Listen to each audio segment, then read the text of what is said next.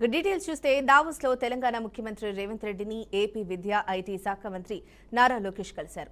AP విద్యాశాఖలో చేపట్టిన సంస్కరణలు, ఐటీ ప్రగతి గురించి మంత్రి లోకేష్ వివరించారు. తెలంగాణలో కొనసాగుతున్న అభివృద్ధి, సంక్షేమ పథకాల గురించి సీఎం రేవంత్ రెడ్డి తెలియజేశారు.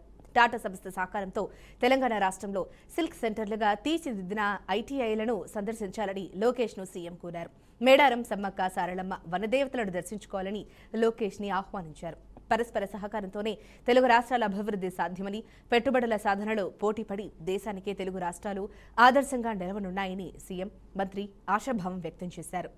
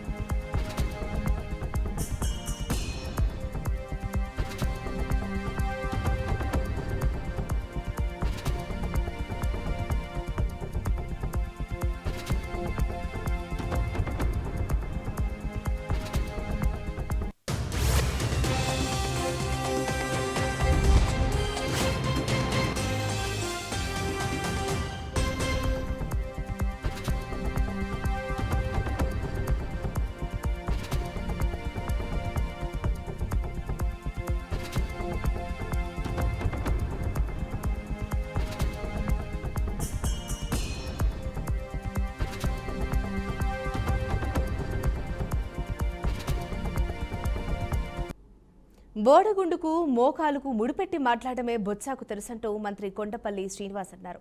అసలు ఆయనకు మాట్లాడే అర్హత లేదని మండిపడ్డారు. ఉపాధి హామీ పథకంలో వేల ముద్రలు వేసి డబ్బులు దోచుకుంటున్నారని చెప్పడం హాస్యాస్పదంగా ఉందన్నారు. మీ హయాంలో జరిగినవి ఇప్పుడు చెబితే ఎలా అంటూ ప్రశ్నించారు.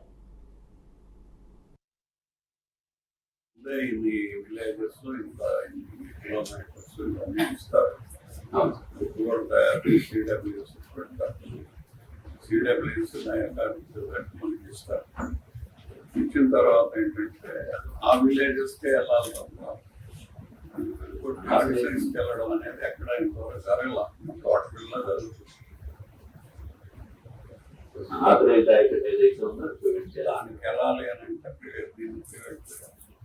ఇప్పుడు ఎక్కడైనా కట్టుబడ్డారనుకుంటుంది ఏదో కాన్స్టిట్యూన్సీలో ఎవరైనా విలేజ్ అక్కడ గట్టును పండుగ కాడు తీసేసాక వాడు కట్ చేయడు కదా, చెరువులు నింపుకుంటాడు, విడిచిపెట్టేస్తాడు. అప్పటికప్పుడు వీళ్ళకి అమౌంట్స్ రావు, వీళ్ళు అది బాగా చేయదు. కిందకి నీరు రాకుండా వేస్ట్ అవుతుంది. అక్కడ మీరు లాస్ట్ ఇయర్ కరెక్ట్ గారు మీటింగ్ కూడా పెట్టుకుంటున్నారు కదా, అందులో వర్షాలు వచ్చి మరి పెట్టేస్తాం. 100% పడేస్తాం జిల్లా అంతా. కానీ మనం ఏంటంటే సిస్టమేటిక్ కలెక్ట్ అవుతుంటాం. దయచేసి 21 crores మనం తెచ్చుకుంటే అది మార్చి బిగినింగ్ లో టెండర్స్ పెట్టి మార్చిలో ఫైనలైజ్ చేసుకుంటే ఏప్రిల్ అండ్ మే 45 days లో డబ్బుంటే వర్క్ చేసేస్తాం. ఈ R&R ప్యాకేజ్ అనేది మనకి పార్వతీపురం మన్యం డిస్ట్రిక్ట్ లో మనకి రిజర్వాయర్ పైన బాసంగి విలేజ్ అనేది ఒకటి ఉండిపోయింది.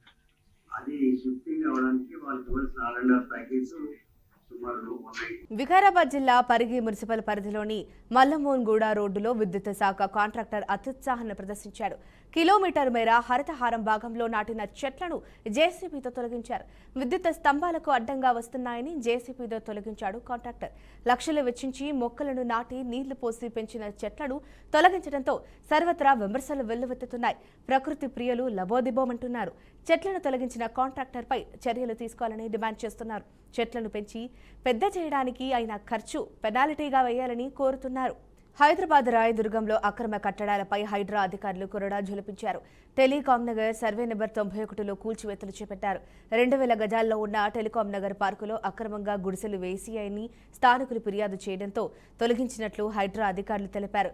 మరోవైపు గత 30 ఏళ్లుగా అక్కడే ఉంటున్నామని బాధితులు చెబుతున్నారు.